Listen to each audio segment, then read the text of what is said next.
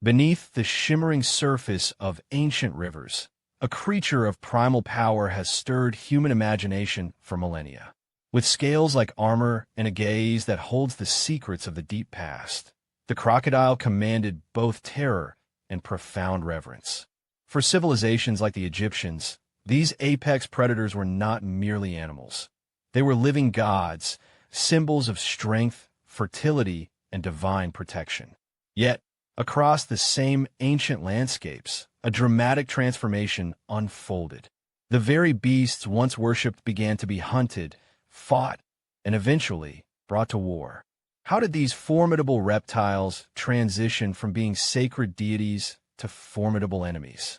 Join us as we unravel the captivating paradox of ancient civilizations and their complex relationship with the crocodile. For ancient civilizations, the Nile was life itself, yet also a source of primeval fear. In its murky depths lurked the crocodile, a creature as old as time, a silent predator embodying both life-giving waters and sudden death. Its presence was inescapable, shaping the very existence of early settlements and forging an uneasy, yet profound, relationship.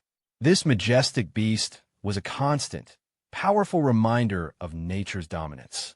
In Egypt, this fear and awe coalesced into Sobek, the crocodile god. Revered for his ferocity, he was a protector, a symbol of pharaonic power, and a bringer of fertility through the Nile's annual floods.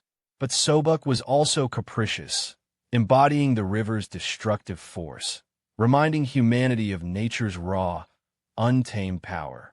His dual nature perfectly mirrored the river itself. Cult centers like Crocodilopolis, or Shedet in the Fayum, became focal points of Sobek's worship. Priests tended to sacred, live crocodiles, believed to be divine manifestations, feeding them opulent meals. Mummified crocodiles, some adorned with jewels, filled elaborate tombs, testament to a deep, complex veneration that spanned millennia. It was a devotion rooted in both respect and a desire for appeasement. The worship of crocodiles wasn't solely about appeasement. They were seen as powerful guardians, their strength invoked for protection against enemies and evil. Amulets depicting crocodiles were worn for virility and fertility, believed to grant the wearer the formidable power of the creature itself. They represented unstoppable life force, a potent symbol for a civilization dependent on the fertile Nile. Despite reverence, the brutal reality of crocodile attacks was ever present. Children snatched, livestock lost, fishermen dragged from their boats. For communities living along the Nile, survival meant a constant vigil, a perpetual awareness of the dangers lurking beneath the surface. The thin line between divine awe and visceral terror became a daily struggle for existence, a paradox of life. As populations swelled and human activity along the Nile intensified, encounters with crocodiles became more frequent and more deadly. The cost of coexistence grew unbearable. The ancient reverence began to fray, slowly giving way to a new understanding. This was not just a god to be appeased, but a dangerous rival for the river's dominion, a threat that demanded a new kind of response. Necessity spurred innovation. Humans developed increasingly sophisticated tools and strategies to counter the crocodile threat.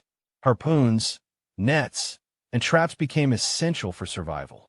This marked a profound shift from passive reverence to active defense, a declaration of intent to control, rather than simply coexist with nature's might. The war had begun. The Fayum Oasis, once the spiritual heart of Sobek's cult, mirrored this dramatic transformation. As human dominion grew, so did the practical need for control. During the Ptolemaic and Roman eras, crocodiles here transitioned from sacred deities to sought-after game, captured not only for defense but for spectacle, a complete reversal of their ancient status. Romans, with their insatiable appetite for grand spectacle, brought captured crocodiles from the Nile to their amphitheaters. Here, the feared deity was reduced to a beast, battling gladiators or other animals. This public display wasn't just entertainment. It was a powerful symbol of Roman mastery over even the most formidable of nature's creatures, a decisive victory in the war against the wild. Ancient chroniclers like Herodotus documented Egyptian crocodile worship, but also detailed their fearsome nature. Later Roman writers explicitly described elaborate hunting techniques. These accounts reflect a growing pragmatism, where the crocodile, while still respected for its power, was increasingly understood as a dangerous animal to be managed, rather than solely revered. The narrative had shifted. Even within Egyptian tradition, evidence suggests ritualistic crocodile hunts. These weren't indiscriminate slaughters, but often ceremonial acts, designed to assert human control over the wild while still acknowledging the creature's inherent power. It was a complex balance, honoring the divine while ensuring human survival and dominance, a symbolic and literal act of taming the untamable. As human settlements expanded and agriculture intensified along the Nile, crocodile habitats were increasingly encroached upon. Marshes were drained, fishing grounds depleted, leading to more frequent and intense human-crocodile encounters. This environmental pressure undeniably fueled the transition from reverence to rivalry, making conflict inevitable. Their ancient territories were shrinking, forcing a confrontation. The very fear crocodiles instilled became a weapon. Successful hunters were hailed as heroes, protectors of their communities. The narrative shifted from appeasement to conquest, from the crocodile as a formidable god to a formidable foe.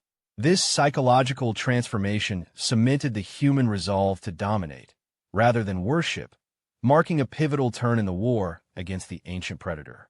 The journey from revered deity to outright enemy was complete. The war was not merely physical skirmishes, but a profound ideological battle for supremacy. Humanity, no longer solely at the mercy of the river's ancient guardian, asserted its will, fundamentally altering its relationship with one of nature's most enduring and fearsome creatures. The balance of power had shifted forever. Today, the crocodile remains a creature of paradox. We can serve them, yet also fear them. We marvel at their ancient power, yet continue to encroach on their shrinking habitats. The ancient conflict between reverence and rivalry persists, a timeless reminder of humanity's complex and often contradictory relationship with the wild. Their survival is a testament to their enduring power, our challenge to coexistence. The story of ancient civilizations and the crocodile is a microcosm of humanity's relationship with the natural world. It's a tale of awe and fear, dependence and dominance, reverence giving way to conflict.